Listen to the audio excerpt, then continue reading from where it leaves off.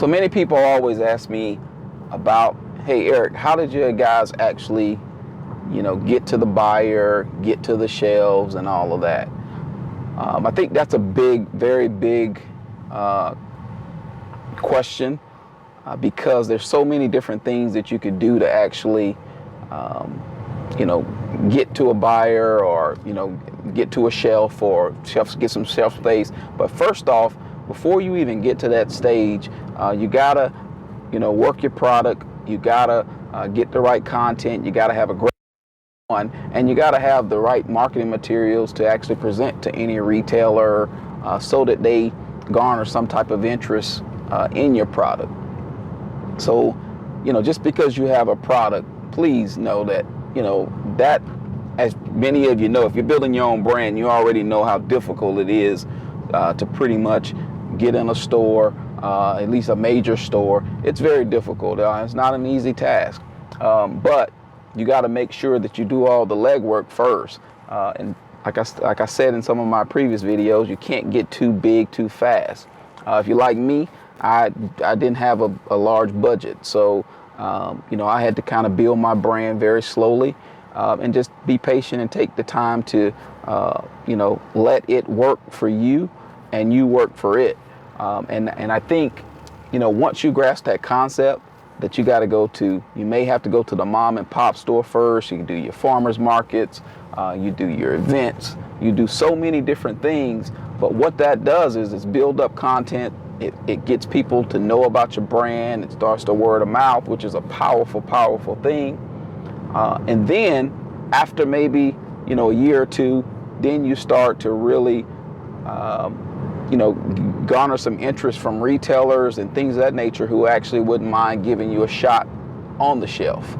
And, that's kind of where the magic happens. Once you get into one retailer, then if it does really well there, it's kind of like a domino effect. You just keep feeding the fire and keep,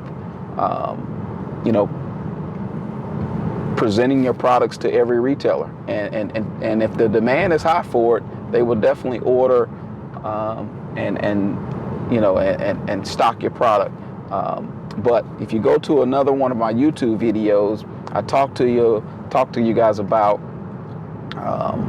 talking to a buyer, things you want to email them, and that conversation. If you take my course, I go ahead and give you guys pretty much the whole layout of the email. I also deliver marketing materials. I give you sales sheets and things of that nature, everything that you need when you walk into a retailer. So subscribe to our YouTube page that, it's pretty brand new right now. I'm trying to get on YouTube so I can bring you guys more content and show you how to build your brand.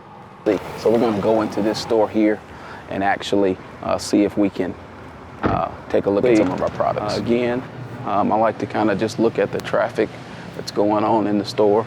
That kind of lets me know how well the location does, which is typically, most Ingles do pretty well.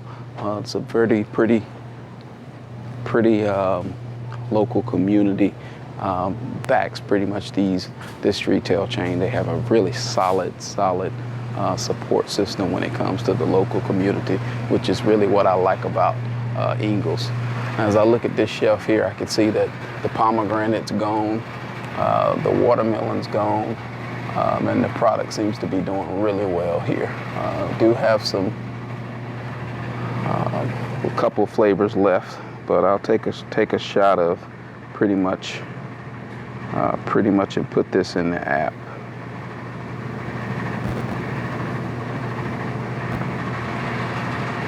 Which looks really good. And sometimes I will just kind of scan the aisle just to kind of see what other products, what everybody else is doing. Many times, some of our competitors, I like to just kind of see how their layout is, just to make sure that we're up to par and that we're looking just as good as anybody else. So it's always key to make sure our labels are facing forward with your product. You definitely want to do that to make sure that the customer has every opportunity to see it as they come in. So we definitely need to get some more pomegranate and watermelon on this store. All right, looks good.